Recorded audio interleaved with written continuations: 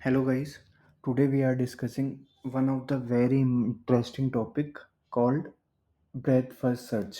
Okay, so basically अगर मेरे से कोई पर्सनली पूछे कि आपको कौन सा टॉपिक आपका डेटा स्ट्रक्चर में फेवरेट है तो मैं कहूँगा BFS।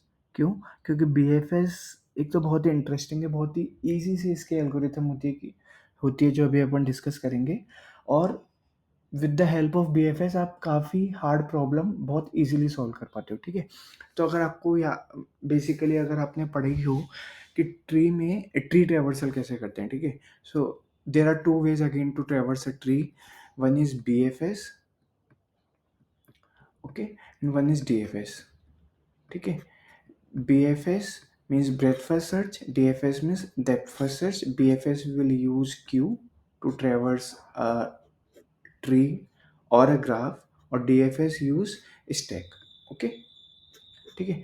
अभी जैसे मान लो मेरे को इसको ट्रेवर्स करना है, ये आपको एक ट्री दे रखा है जिसकी रूट नोड 1 है एंड इसके चाइल्ड एलिमेंट है। ठीक है, तो इसको ट्रेवर्स करने के लिए मैं क्या करूँगा, मैं एक क्यू लूँगा। ठीक है, और चूंकि हमारे को level order traversal, BFS is also known as level order traversal. ठीक है, तो मैं क्या करूँगा, इसका जो रूट एलिमेंट है उसको क्यू में ऐड कर दूंगा। ठीक है, और अब क्या करूँगा, इस इस चीज़ को मैं जब तक करता रहूँगा जब तक ये मेरी क्यू एम्प्टी नहीं हो जाती। ठीक है, तो मैं क्या करूँगा, क्यू में से एलिमेंट पॉप करूँगा और इसके नेबर को ऐड कर दूंगा।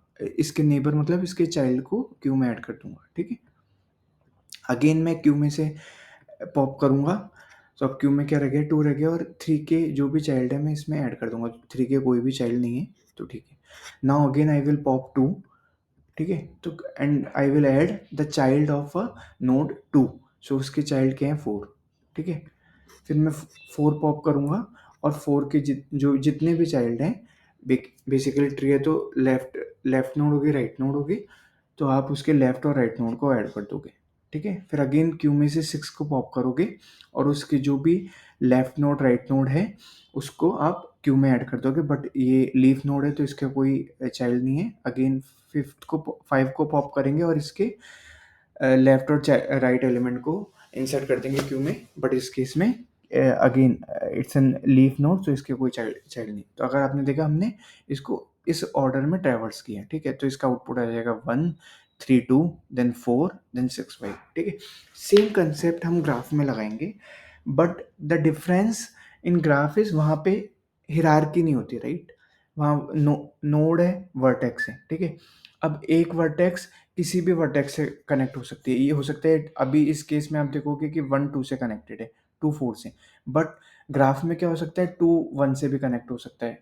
ठीक है, 5 1 से भी कनेक्ट हो सकता है। ठीक है, तो it's an graph is a non hierarchical data structure. तो हम देखेंगे कि अगर नॉन हिरार्की डेटा स्ट्रक्चर है जो कि ग्राफ है, तो उसको ट्रेवर्स करने में हमारे को कैसे ट्रेवर्स करेंगे। ठीक है, तो ये मान लो ये आपके पास कोई आपको एक ग्राफ दे रखा है। ठीक है, अब सेम कंसेप्ट मैं इसमें लगाऊंगा। मैंने हम लोग पहले क्या कर रहे थे कि जो भी जहाँ से भी हम स्टार्ट कर रहे हैं, जो भी हमारा सोर्स है, ठीक है, जो भी हमारा सोर्स है उसको हम क्यू में इंसर्ट करेंगे, और उसके नेबर को भी इंसर्ट कर देंगे क्यू में आफ्टर पोलिंग दैट एलिमेंट। ठीक है, बट ये हमारे को पता कैसे चलेगा कि हमने उसको ट्रेवर्स किया है कि नहीं किया, इसलिए हम एक विजिटेड एरे लेते हैं, और जब भी हम किसी नोड को ट्रेवर्स करेंगे तो हम विजिटेड एरे में उसकी एंट्री कर देंगे कि हाँ भाई हमने उसको विजिट कर दिया। ठीक है, तो देखो कैसे करते हैं। लेट्स से हमने क्यू में इंसर्ट किया 0। ठीक है, तो हम क्या करेंगे, इस जीरोथ नोड को मार्क कर देंगे कि ये विजिटेड हो गया। ठीक है, फिर अब 0 के नेबर क्या है, 1 और 2। ठीक है, तो 1 और 2 को क्यू में इंसर्ट कर देंगे। क्यू को इसको जीरोथ इंडेक्स को पोल करेंगे क्यू में से, और जो भी इसके नेबर है उसको क्यू में इंसर्ट कर देंगे। ठीक है, इसके 0 के नेबर क्या है, 1 और 2, तो इसको विजिटेड मार्क कर देंगे 1 और 2। ठीक है, फिर हम क्यू में से पोल करेंगे 1 को। अब क्यू में क्या रह गया, केवल 2 रह गया। ठीक है, तो हमने क्यू में से 1 को पोल किया, और क्यू के 1 के नेबर क्या है, एक तो है 3, एक है 2, एक है 0। ठीक है, तो 0 2 we already traverse already visited, तो 0 और 2 को ऐड नहीं करेंगे, 3 को क्यू में इंसर्ट कर देंगे। ठीक है, और 3 को विजिटेड मार्क कर देंगे।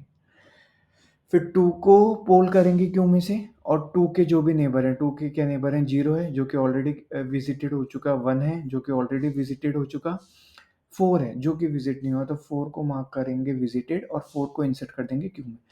फिर अगेन 3 को पोल करेंगे और हम देखेंगे 3 के नेबर क्या है, 1 है, 4 है, but 1 and 4 is already visited.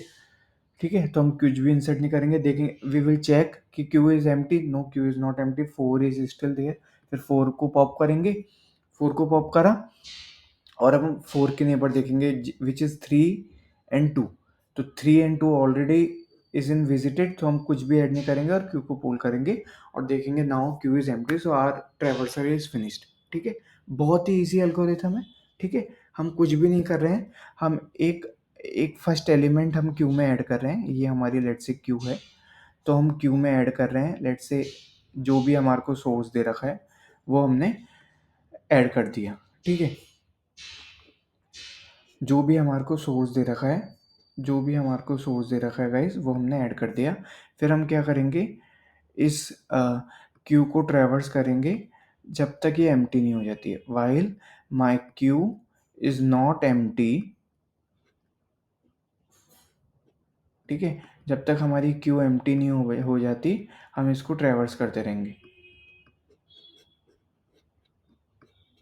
ठीक है, और क्या करेंगे, जब तक हमारी क्यू एम्प्टी नहीं हो जाती, और इसके उस नोड के जितने भी नेबर हैं उसको एक फॉर लूप लगा के आप बेसिकली उसको क्यू में ऐड कर दोगे और चेक करोगे ऐड करने से पहले, अगर वो विजिटेड नहीं है then only will add in the Q.